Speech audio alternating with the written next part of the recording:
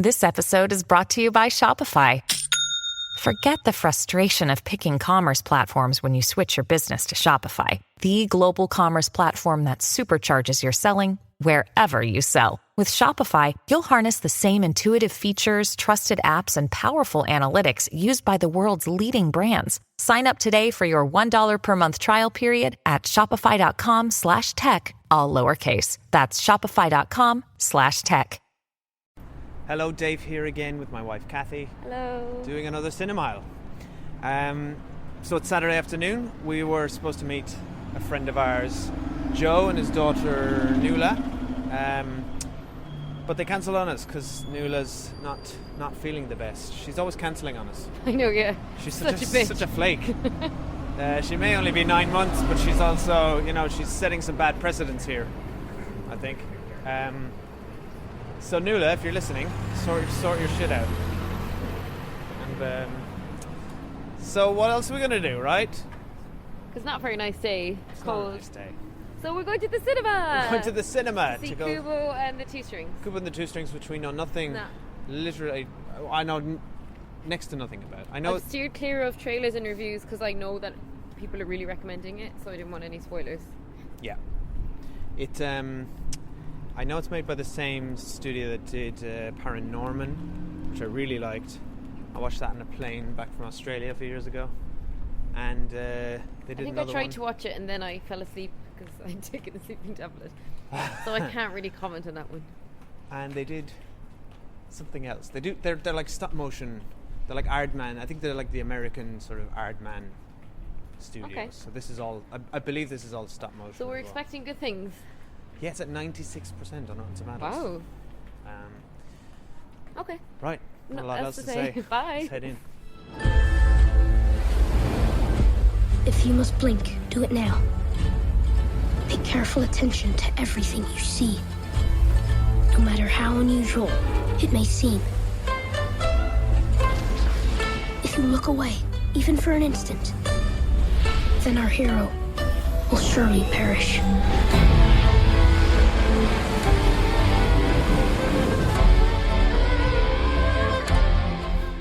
Right, what'd you think of that? Straight into it. I'm Not actually wasting bit time. speechless because it was so beautiful. Oh, I was really stunning. struck by it. Yeah. Did it strike a chord? It did strike a chord. And we're not going to do any Two spoilers strings. in this because not that many people will have seen it, and we don't need to discuss. We really don't need to probably discuss specifics of the plot. But it's just so beautiful, and it's so sweet, and the message is. It's a really good message for kids, but it's also a lovely adult, enjoyable movie.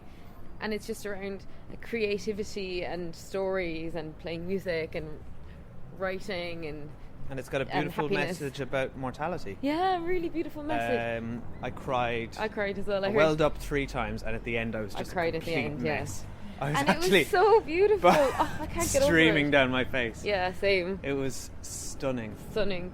And also it was funny and fun, which is what you want from a kids movie, and it was really busy in the cinema and all the kids were laughing and reacting to it, but it wasn't superb voice acting.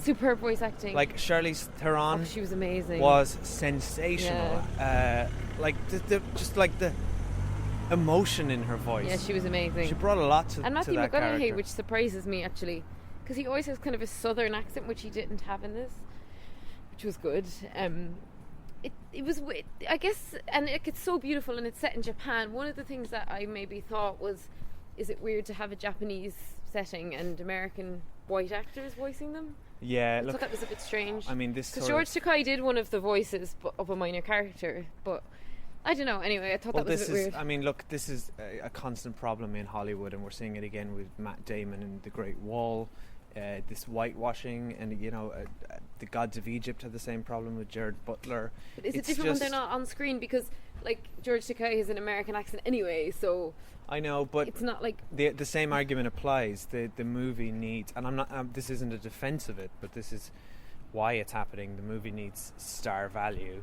I didn't know they were in it, though. Did you? Well, they are on the poster. Oh, Look, are they? I agree with you. It's less. It should be less important with animation, and I would have liked to have seen Yeah, I don't know, and we don't know what some race Asian the kid is. And actors. it was just that was the one thing I thought, oh, that's a bit strange. The other thing, Like, you didn't need Ray Fiennes in that, really, did you? no, he was. I mean, and he's great because he's a great actor. He's good, but he didn't bring Yeah. a lot to it. It's almost like a movie that should have been in Japanese. Yeah, do you know, subtitles. it felt a lot like a Studio Ghibli. Yeah, it had that movie feeling about it. in many But anyway, ways. look, obviously the creators were, I assume, American, and they did an amazing They are, job. I believe. But you know, it was so beautiful Or maybe and they're so English. stunning. But the stop. It's the first time I've ever seen like stop motion. It took me like 15 minutes to realize it was stop motion, even though I know you had said earlier they do that. I only noticed it when there was like a zoom in on a character speaking. And I almost think the stop motion's too good because actually, Yeah. in the end, and I love stop motion. I think it's so amazing when people make the models, but they took that away from it by making it. It looks like a Pixar movie or something. Like it just looks computer generated. And I think Wait, what they you're obviously- saying? You're they saying used too many computers in it. you're saying that, but it was stop motion. So you're saying that the stop motion was so good that it looked like computer graphics. Yeah, but I don't believe that it was just stop motion. I'd say there was a lot of computer graphics in it. Well, they do show you in the credits at the end. They show you Yeah, a that was little bit cool. of the behind the scenes, which is interesting. But you can see, my suspicion is, and I'd like to look into this, is that a lot of the backgrounds are maybe computer animated. Yeah. But it looked like all the characters were completely stop motion. Yeah, they were. So like, And like it was exquisitely beautiful. Like I just think, oh, it's a bit of a shame. Like I think kids in the audience who wouldn't know would never know. There's no visual difference. Like what difference did it make that it was stop motion? I think it brought a real handmade feel to it, and that it really tied in because there's a lot in the movie to do with crafts and creativity and paper. Yeah, it and totally that- tied in. But that- I don't know if you would if it's clear enough what it is. I don't know. Would I have would somebody necessarily know it was stop motion unless they were told? So I I guess, really only noticed it when their mouths were moving. so I guess your question is, could you have just done it with CG and had the same effect? Yeah. I would Other say- than we know they handmade it and it ties in with the themes of the movie. I would say the answer is probably yes, but I think it's not going to affect the storytelling, perhaps. But there's just something. I think something would be lost in the process because the craft of them making this involves them hand making these. Oh, I know. I characters. completely agree with you. And I feel like a certain level of love goes into that might be lost in a computer screen. I don't think so, though. I mean, I'm pretty sure in Pixar they put as much love into things, whether they're making it in a computer or not. I just think, for me, I would like to have seen it visually more, a bit handmade looking. But that's just like a So visual it wasn't preference. stop motion-y enough for Well, you. no, it wasn't, and that's not taking away from how beautiful it was. But like anyway, so like the plot, like the little kid, he's amazing. The music's beautiful. It's fun and funny as well. It's not just this, sometimes you can watch movies that have great elements, but it doesn't quite come together despite it having a beautiful vision. But this was, The storytelling was really good. perfection, and really unusual as wasn't well. very unusual. Yeah. Not afraid, and like most of the best kids movies, didn't talk down to the audience, No. and wasn't afraid to face up with some Some hard There's stuff. there's some hard facts in there. There's some good scares. Very scary. Scary monster. The bad guys are quite scary. I thought they were chilling. And what about the so it's an unusual setting and it's this whole world they've created with different rules and they just launched straight into them. There was Yeah, no you explanation. are kind of thrown into I was it. like, oh wow. I they like just- that, but it's like kind the of just mother's like basically comes across as somebody who's like depressive, recluse.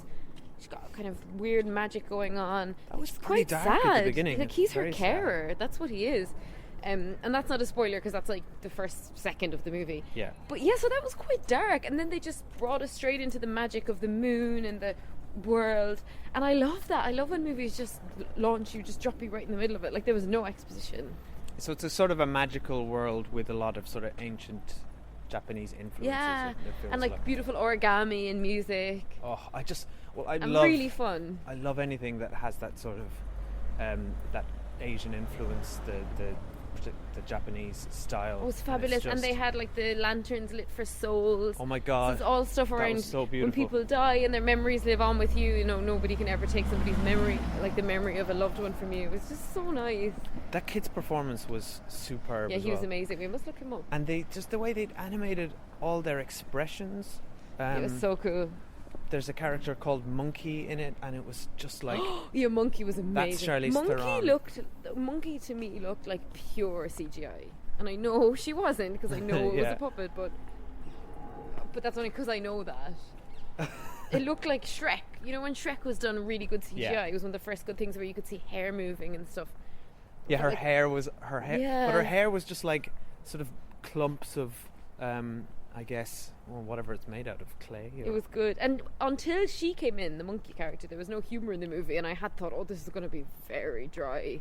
Yeah. And then thankfully it picked up because it was in danger of being too serious. Great character. Yeah. And Matthew McConaughey was amazing. Very funny as well. So yeah, we recommend, but we shouldn't talk anymore because we don't want to do any spoilers. And no, absolutely. My only criticism of the movie is a little bit long. Thought maybe could have chopped 5 minutes out of it. Do you think? I had a little sense of it dragging. There was a part in the climax before the very, very end which was just had me in bits. Mm-hmm. But the sort of the big sort of battle, say, at the end, that I thought that felt a little bit draggy to me. Yeah, same. But it's an hour 45. That's long enough for a kids' movie. Can we also say in a sort of in a year where we've just had sequel and reboot and sequel? No, it's so original. This is like blindingly original. Yeah. I mean, clearly it has unreal influences and it wears them on its sleeves. But it's entirely original to us anyway, and like maybe it's based on Japanese properties that we don't know about. I don't believe it. It didn't feel like that. Yeah, it just was like a new world, a new type of, like, visually the characters were different looking, the costumes were different looking, and it was fun. It was just old-fashioned, beautiful storytelling. Yeah. Oh, and the end, the very like end fable, is so isn't it? sit through the very end because the most beautiful version of While My Guitar Gently Weeps by Regina Spektor, which was just stunning, and then they just have these beautiful, like, as opposed to the stop motion, but they have like the artwork of the characters, and then they show a bit of the behind the scenes at the end, and all the kids in the audience were like, ah, when that came on, they were so excited because they wouldn't know like that, any of that, they just wouldn't have known how it was made. It's a shame they didn't even show a bit more of that. But yeah, really good. And hilariously, right before we went in, like, we were giving our tickets to the guy at the door, and he was like, oh, you're back again. You two were here last night, weren't you? We were so embarrassed. We were like, yeah, we were. The shame of it. So that's it. I really highly recommend seeing that. That's perfect Saturday, like kind of rainy Saturday afternoon. Ages. Yeah. And really beautiful one to watch at any age and any generation. Yeah. What would be, I think, a lovely experience to watch it with kids. We didn't mention the music as well. Yeah, the music was beautiful. The score was just stunning. And it did a lot with... Because I watched this video on YouTube the other day, which was it's called the Marvel Symphonic Universe. It's by a guy called Every Frame a Painting. I'd recommend watching it. He basically looks at why none of the Marvel Studios music has made any impact. I watched it. Did you watch it? Yeah, and I was like, yeah, I agree, Marvel movies don't have good music. It's so brilliantly done how he picks apart scenes, and one of his points was letting the music lead the scene, and he has some interviews with composers who say that that's something that is sort of not done by modern day Hollywood movie makers, because it's all about the dialogue or the action, etc., and the music is background. Mm-hmm. But I felt like there were plenty of scenes in Kubo and the Two Strings which the music just led the scene emotionally.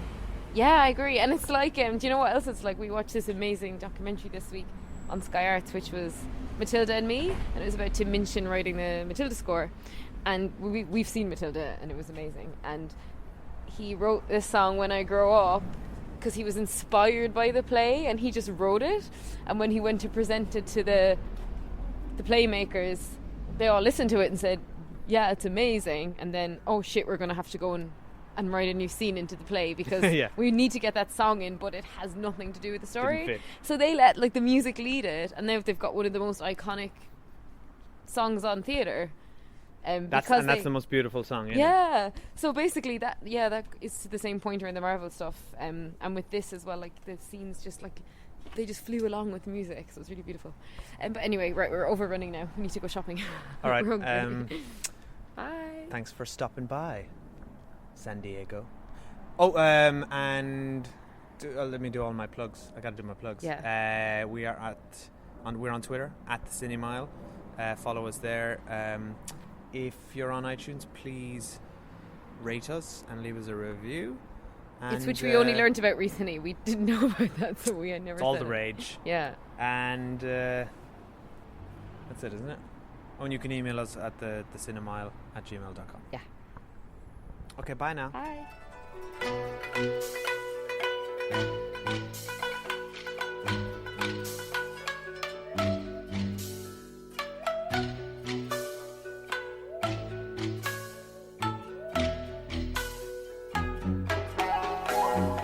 I look at you all, see the love there that's sleeping, while my guitar gently weeps.